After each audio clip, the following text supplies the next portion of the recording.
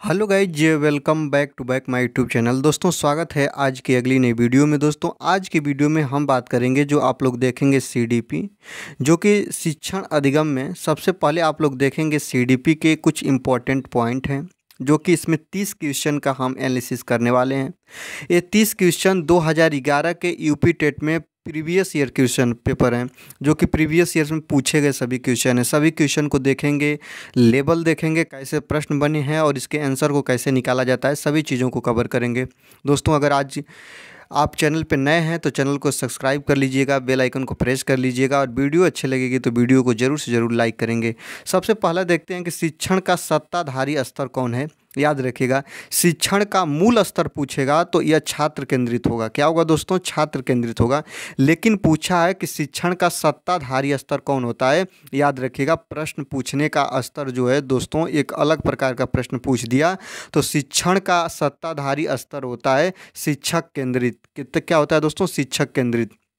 शिक्षण का सत्ताधारी स्तर शिक्षक केंद्रित होता है और शिक्षण का मूल स्तर क्या होता है? तो छात्र केंद्रित होता है। इसलिए ऑप्शन नंबर 1 इसका सही हो जाएगा।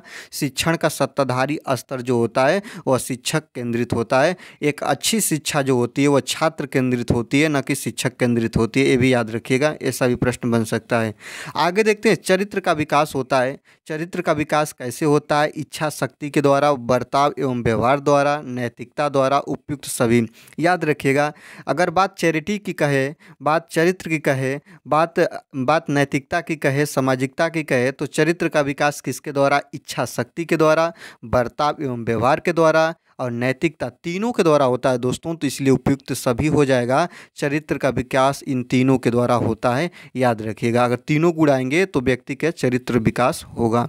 आगे देखते हैं, निम्न में से कौन सा शिक्षण अधिगम का स्तर नहीं है। याद रखिएगा, शिक्षण अधिगम, अधिगम का मतलब होता है सीखना, तो सीखने का कौन सा स्तर नहीं है? याद रखिएगा, समझ स्तर। समझ स्तर से व्यक्ति सीखता है, बालक सीखता है, ये तो है। चिंतनशील स्तर, याद रखिएगा, जब बच्चा चिंतनशील होता है, बच्चा जब सीखने की प्रति चिंता उसके अंदर होती है, तब बच्चा सीखने के प्रति उत्साहित होता है। तो जो चिंतनशील स्तर है, ये भी स्तर है। स्मृति स्तर, जो मस्तिष्क स्तर होता है, मेमोरी स्तर होता है, ये भी है दोस्तों। लेकिन याद रखिएगा, सीखने का या शिक्षण अधिगम का यह स्तर नहीं है। तो इसलिए ऑप्शन 1 आपका सही हो जाएगा। पूछा है कि कौन सा शिक्षण अधिगम का स्तर नहीं है, तो विभेदीकरण स्तर नहीं होगा। बंटवारा जैसा स्तर, बंटवारा जैसा जो प्रैक्टिस होगा, ये नहीं होगा। तो विभेदीकरण स्तर जो है वह अधिगम का स्तर नहीं है। आगे देखते हैं, यदि एक विद्यार्थी कक्षा में भाग लेने में संकोच करता है तो आप एक सफल शिक्षक होने के नाते आपकी क्या प्राथमिकता रहेगी?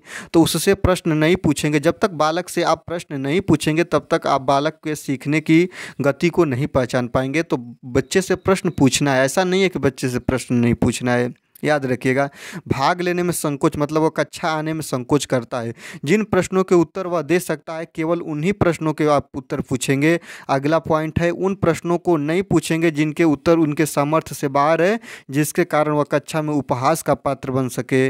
और चौथा है, उससे केवल तब प्रश्न पूछेंगे जब वह उनके उत्तर देने के लिए उत्साहित हो। याद रखेंगे, जब सब चीज़ों को आप देखेंगे, जब इन देखिएगा, किसी प्रश्न का उत्तर देने के लिए आप ऑप्शन के साथ जाइएगा।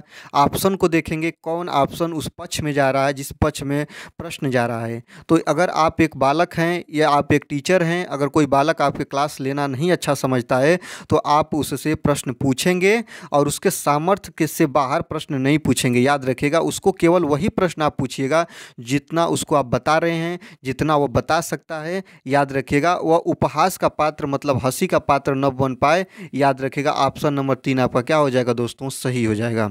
आगे देखते हैं, शिक्षक का बर्ताव होना चाहिए एक सफल, सक्सेस और एक अच्छे गुण वाले या गुणवान शिक्षक का बर्ताव कैसा होना चाहिए?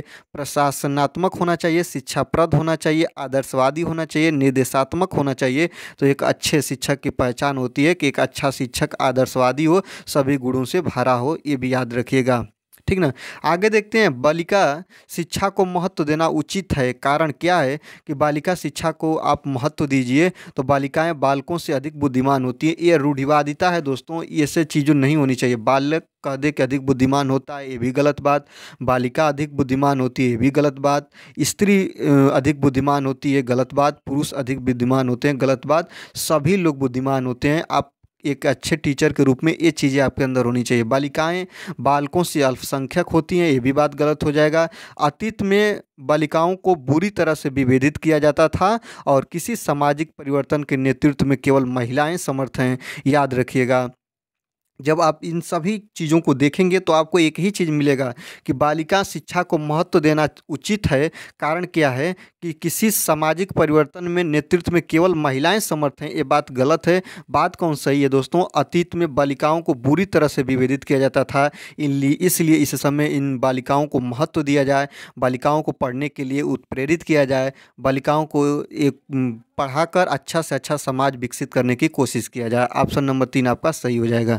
आगे देखते हैं, समन्वित शिक्षा की सफलता किस पर निर्भर करती है? तो जो समन्वित शिक्षा की सफलता किस पर निर्भर करती है दोस्तों? समुदाय के समर्थन पर, पाठ्य पुस्तकों की उत्कृष्टता पर और शिक्षण अधिगम वस्तुओं की गुणवत्ता पर और शिक्षकों में अभिवृत्तिगत परिवर्तन पर। तो याद रखेंगे, समन्वित शिक्षा की जो सफलता होती है वह किस पर करती है? वह पाठ्य पुस्तकों की उत्कृष्टता पर। जो समन्वित शिक्षा की सफलता पाठ्य पुस्तक की उत्कृष्टता पर होती है दोस्तों। ऑप्शन नंबर दूसरा आपका सही हो जाएगा। चलिए अगला देखते हैं, अधिगम से संबंधित किसी विद्यार्थी की समस्याओं का सबसे अच्छा उपचार क्या है? कोई अधिगम मतलब सीखने में किसी बालक को कठिनाई आ रही है तो आप एक शिक्षक के रूप में क्या करेंगे? कठोर परिश्रम का सुझाव देंगे। याद रखिएगा, एक टैग वर्ड है दोस्तों, इसकी को याद रखिए। बालक को कभी भी कठोर परिश्रम नहीं कराना है, याद रखिएगा। ग्रंथालय में निरीक्षित अध्ययन कराएंगे, ये भी नहीं होगा दोस्तों। निजी शिक्षण का सुझाव देंगे, ये भी नहीं होगा। अधिगम में अगर किसी बालक को कठिनाई आ रही है, सीखने में कठिनाई आ रही है तो आप एक सफल आदर्शवादी और या एक अच्छे गुणवान टीचर होने के नाते आप उसका निदानात्मक शिक्षण देंगे। आप निदान ढूंढेंगे कि किस चीज़ में उसको दिक्कत आ रही है, उसको कैसे हल करें। इसलिए ऑप्शन नंबर 4 आपका करेक्ट आंसर हो जाएगा।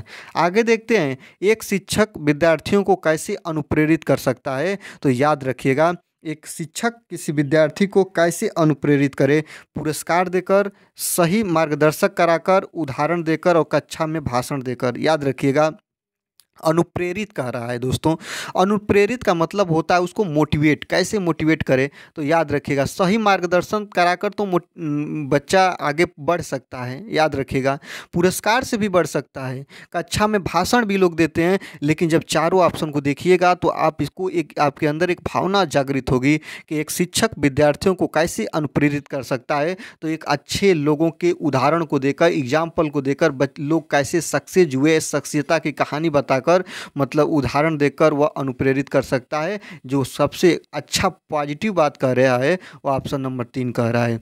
आगे देखते हैं, यदि कोई विद्यार्थी आपको सम्मान नहीं करता है तो आप क्या करेंगे? आप एक टीचर हैं, आपके कोई भी विद्यार्थी सम्मान नहीं करता है तो आप उसकी उपेक्षा करेंगे, परीक्षा में कम अंक देंगे, उसके अभिभावकों से बात करेंगे और उसे डांटेंगे। अगर आप एक सफल टीचर हैं तो आप क्या करेंगे? आपको अगर बालक कोई सम्मान नहीं देता है तो उसकी उपेक्षा आप बिल्कुल नहीं करेंगे, परीक्षा में कम नंबर आप बिल्कुल नहीं देंगे, उसे डांटेंगे और उसके अभिभावकों से बात करेंगे। इन दोनों में चीज़ों को देखिएगा, बच्चे को कभी भी डांटना नहीं है। उस बच्चे की कमजोरी का पता लगाएंगे, क्यों सम्मान नहीं दे रहा है, आखिर क्या नैतिकता में उसकी कमी है, सामाजिकता में कमी है, इसके लिए उसके अभिभावकों से बात करेंगे। ऑप्शन नंबर 3 आपका करेक्ट आंसर हो जाएगा। चलिए आगे देखते हैं, मानवीय मूल्यों जो प्रकृति में सर्वाधिक हैं के विकास का अर्थ है। तो किसके विकास का अर्थ है? जब आप इसको देखेंगे तो मानवीय मूल्य जो प्रकृति में सर्वाधिक हैं तो किसके विकास का अर्थ है? तो यह अंगीकरण के विकास का अर्थ है दोस्तों। ऑप्शन नंबर 2 आपका सही हो जाएगा। जो मानवीय मूल्य हैं वह अंगीकरण के विकास के मूल्य हैं। आगे देखते हैं, अपने विद्यार्थियों को समझने के लिए एक शिक्षक में अच्छी जानकारी होनी चाहिए। तो कौन सी अच्छी जानकारी होनी चाहिए? मनोविज्ञान का, ये भी बात सही है। बच्चों की समझने की प्रवृत्ति का, अगर आप शिक्षक के नाते आपको बच्चों को समझने की आपके अंदर एक प्रवृत्ति होनी चाहिए। बाल मनोविज्ञान का आपको थोड़ा मोड़ा उसके बारे में जानकारी होनी चाहिए। विषय वस्तु के प्रति विद्यार्थियों के मत को आपको जानना होगा। मतलब उपयुक्त सभी आपका सही हो जाएगा दोस्तों। अगर आप एक अच्छे शिक्षक हैं, बालक को पढ़ाने जा रहे हैं, तो आप तीनों चीज़ों के आप ज्ञाता होनी चाहिए। तीनों चीज़ों के बारे में आपके अंदर कुछ ना कुछ जानकारियां होनी चाहिए, जिससे आप बालक को मोटिवेट करें, बालक को पढ़ा सकें, बालक को अच्छी शिक्षा ग्रहण करा सकें। चलिए आगे देखते हैं, निम्न में से किस स्तर में बच्चे अपने समकक्षी वर्ग में सक्रिय सदस्य बन जाते हैं? समकक्षी वर्ग कहा है दोस्तों, मतलब अपने समान लोगों में जो सक्रिय सदस्य बन जाते हैं। याद रखिएगा, जो इस सक्रिय सदस्य वाली बात आ गई, यह किशोरावस्था होता है, जो 12 वर्ष से 18 वर्ष की एज में मानी जाती है। जब बालक की एज 12 वर्ष से लेकर 18 वर्ष की होती है, तो इसी को बोलते हैं किशोरावस्था। और किशोरावस्था में बच्चे अपने समकक्षी वर्ग के सक्रिय सदस्य माने जाते हैं।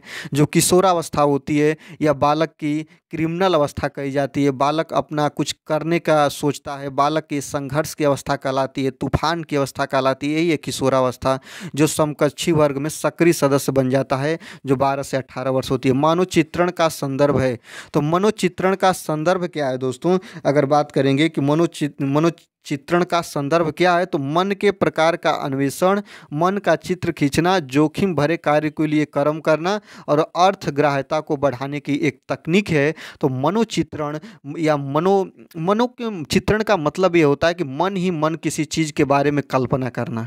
तो मन ही मन किसी चीज़ के बारे में सोचना, विचारना, कल्पना करना, निष्कर्ष निकालना। तो मनोचित्रण का संदर्भ होता है अर्थग्राह्यता को बढ़ाने की एक तकनीकी है।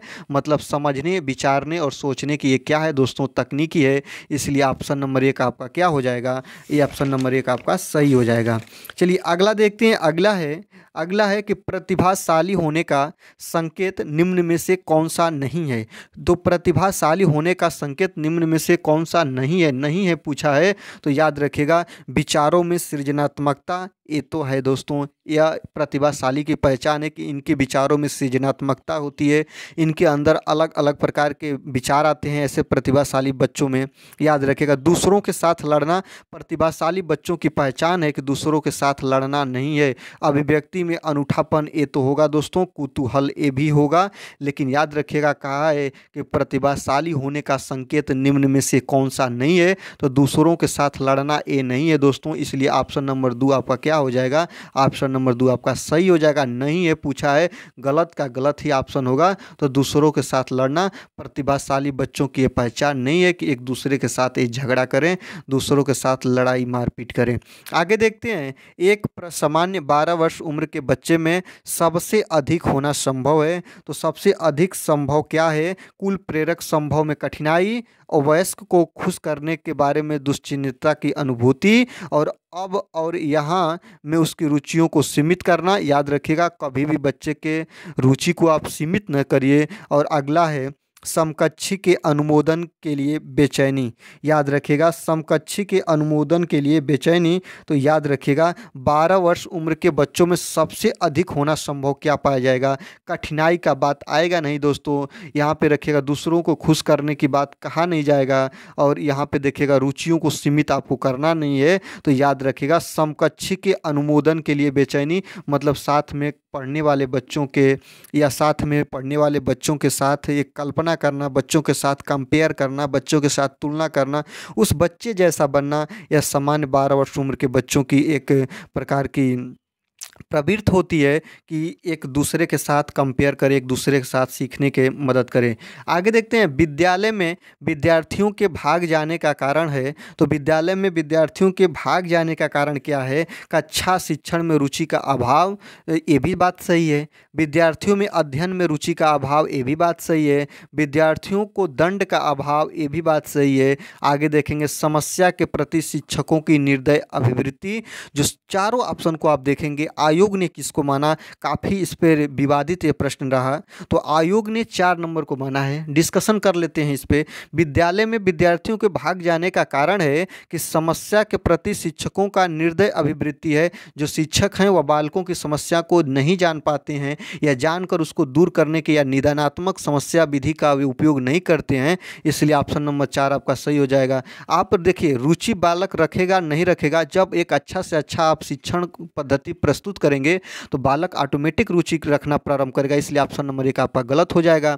याद रखिएगा, विद्यार्थी रुचि का अभाव वही बात है, जब बालक को आप एक अच्छे से अच्छी शिक्षा देंगे तो बालक के अंदर रुचि अपने आप जागृत होने लगेगी। विद्यार्थियों को दंड का अभाव, जैसे मान लीजिए विद्यार्थियों को दंड तो देना नहीं है, जब आप उस बच्चे को ऐसी शिक्षा देंगे जो बच्चा सीखने के प्रति उत्साहित हो जाएगा तो बालक के अंदर ये तीनों गुण खत्म हो जाएंगे। याद रखिएगा, तो समस्या के प्रति शिक्षकों का निर्दय अभिवृत्ति है, मतलब वह एक अच्छी से अच्छी बालक की जो समस्या है उसको शिक्षक नहीं समझ पाएगा, तभी विद्यार्थी जो होंगे वह विद्यालय से बाहर जाएंगे या विद्यालय न जाना पसंद करेंगे या भाग जाएंगे।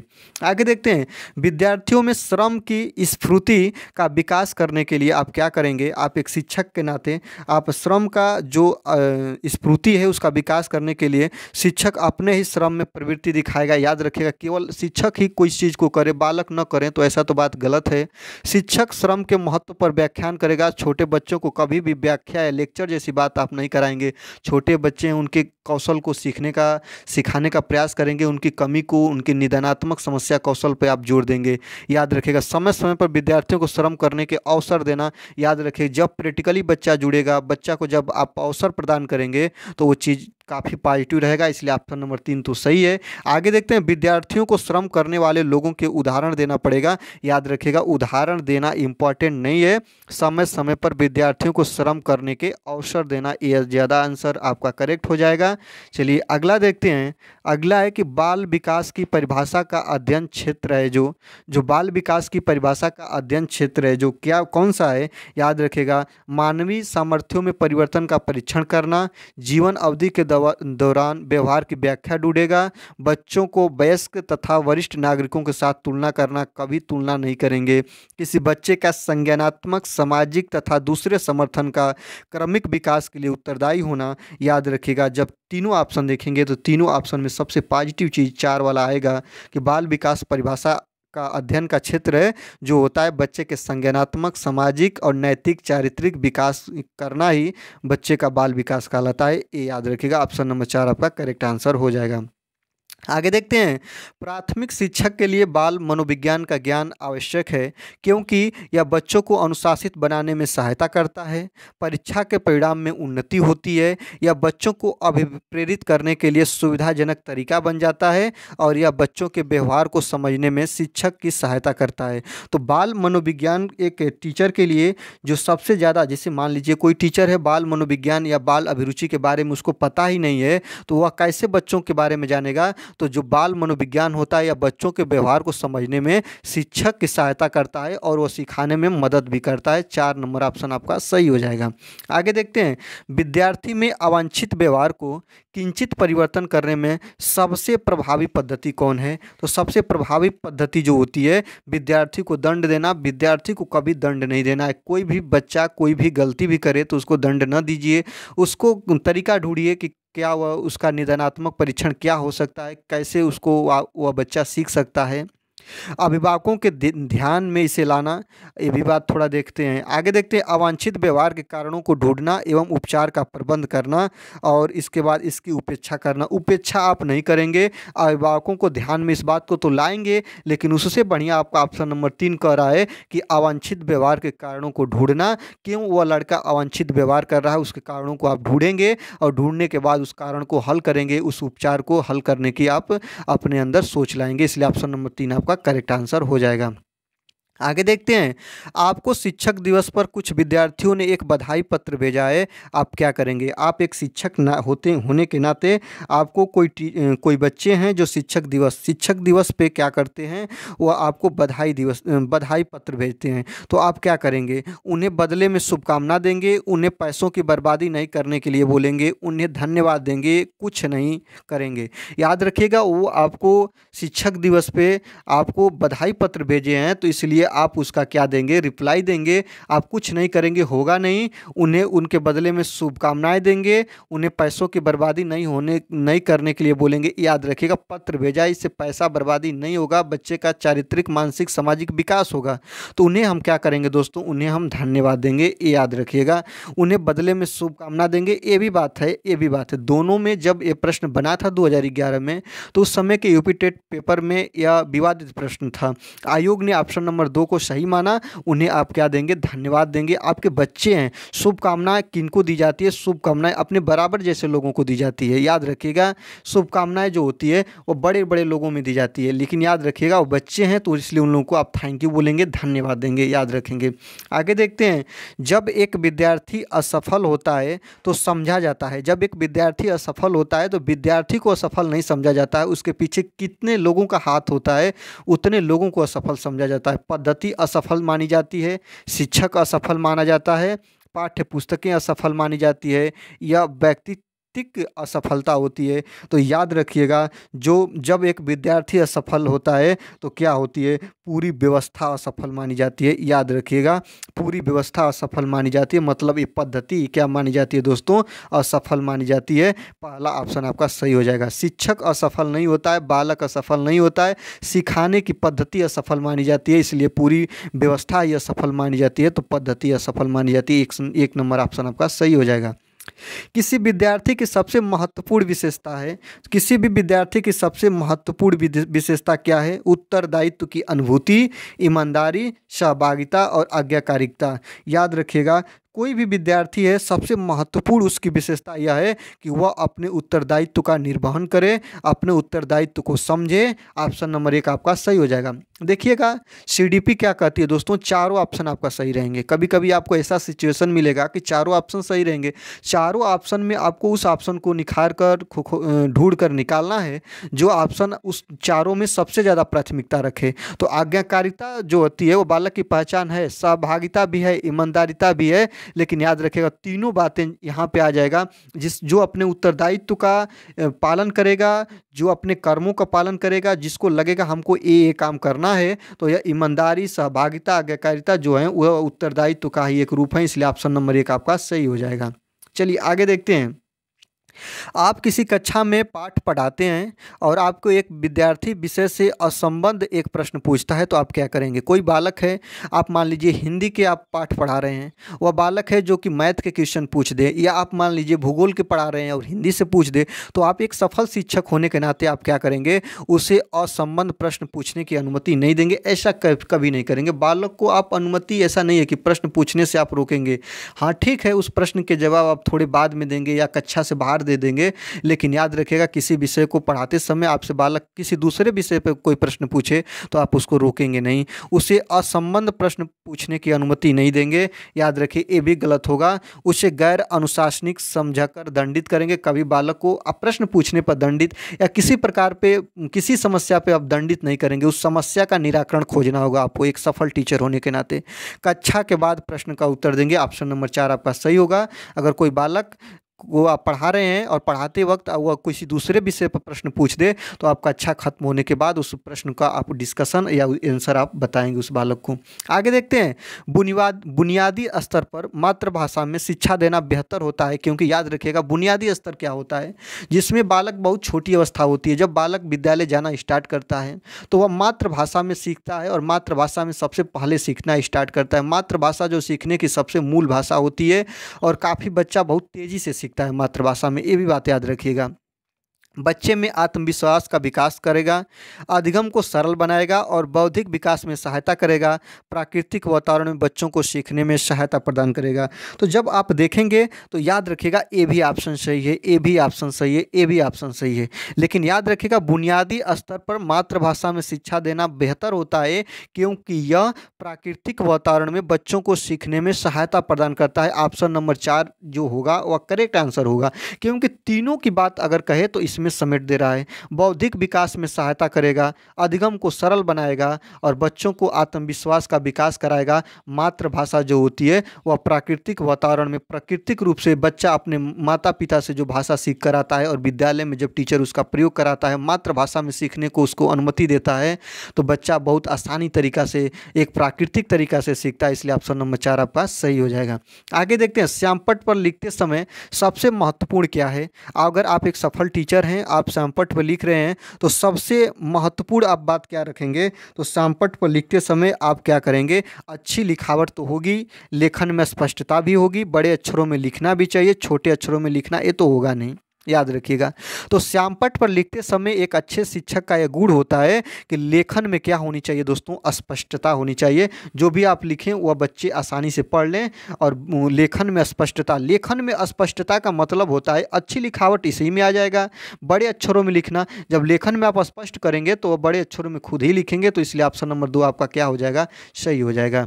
चलिए अगला देखते हैं, आपकी कक्षा में एक छात्र देर से आता है, आप शिक्षक होने के नाते क्या करेंगे। आप कक्षा पढ़ा रहे हैं और बालक है जो टाइम से नहीं आ रहा है, लेट आ रहा है, देर से आ रहा है, क्लास लेट अटेंड कर रहा है, तो आप शिक्षक होने के नाते क्या करेंगे, उसके अभिभावकों को सूचित करेंगे, उसे दंड देंगे, कारण जानने की चेष्टा करेंगे और उस पर कोई ध्यान नहीं देंगे। याद रखिएगा, उस पर हम ध्यान देंगे भाइयों, उसे दंड देंगे, उसे हम दंड नहीं देंगे, उसके अभिभावक को सूचित करेंगे। बात सही है, लेकिन जब हमको प्रश्न में ऐसा कोई ऑप्शन न मिलता तब हम इसके साथ जाएंगे। अभिभावक को सूचित नहीं करेंगे, कारण जानने की चेष्टा रखेंगे कि क्या दिक्कत है कि बच्चा लेट आ रहा है और उसको दूर करने की कोशिश करेंगे। इसलिए ऑप्शन नंबर 3 आपका करेक्ट आंसर हो जाएगा।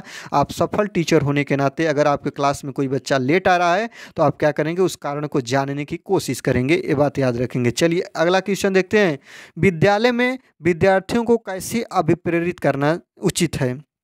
याद रखिएगा, अभिप्रेरित की बात कर रहा है कि आप कैसे अभिप्रेरित करेंगे, चुने हुए अध्ययन द्वारा, प्रासंगिक अध्ययन द्वारा, गहन अध्ययन द्वारा और सस्वर अधिगम द्वारा। तो विद्यालय में विद्यार्थियों को अभिप्रेरित, जो बच्चा देखिएगा इन चारों ऑप्शन को देखिए और देखिए बच्चा कहाँ पे बहुत एक्टिव रह रहा है, तो वही ऑप्शन आपका सही होगा। इस प्रश्न को आंसर ढूंढने के लिए आपको देखना होगा कि बच्चा कहाँ पे एक्टिव है, बच्चा कहाँ पे क्रियाकलाप से सीख रहा है, बच्चा कहाँ पे सीखने के ज़्यादा अवसर उसे प्राप्त हो रहे हैं। याद रखिएगा, चुने हुए अध्ययन द्वारा नहीं, प्रासंगिक अध्ययन द्वारा नहीं, सस्वर अध्ययन द्वारा नहीं, गहन अध्ययन। जब बच्चा गहन अध्ययन करेगा तो वह सबसे ज़्यादा अभिप्रेरित रहेगा, सबसे ज़्यादा एक्टिव रहेगा, उसे सीखने के अवसर प्राप्त होंगे, वह क्रियाकलाप द्वारा करके सीखेगा। ऑप्शन नंबर 3 आपका करेक्ट आंसर हो जाएगा। चलिए अगला देखते हैं, लास्ट क्वेश्चन है, शिक्षा का उद्देश्य होना चाहिए। शिक्षा का उद्देश्य कैसा होना चाहिए, तो विद्यार्थियों में व्यवसायिक कुशलता का विकास करना, विद्यार्थियों में सामाजिक जागरूकता का विकास करना और विद्यार्थियों में परीक्षा के लिए तैयार करना, व्यवहारिक जीवन के लिए विद्यार्थियों को तैयार करना।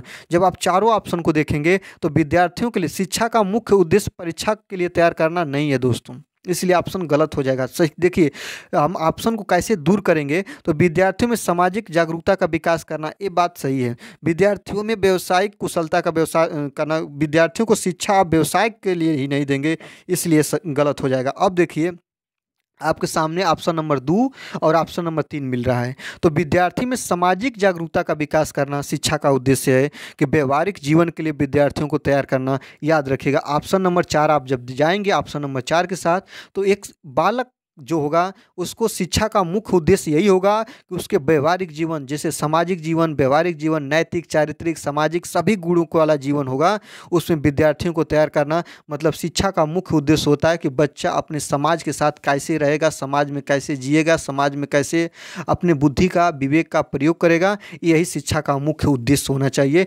याद रखिएगा। चलिए आज की वीडियो में बस इतना ही, मिलते हैं अगले वीडियो में। वीडियो अच्छी लगे तो दोस्तों चैनल को सब्सक्राइब मत करिए चलेगा, लेकिन वीडियो को जरूर से जरूर लाइक करिएगा। आज के वीडियो में बस इतना ही, मिलते हैं अगले वीडियो में, तब तक के लिए धन्यवाद। देखते रहिए अभिषेक एकेडमी।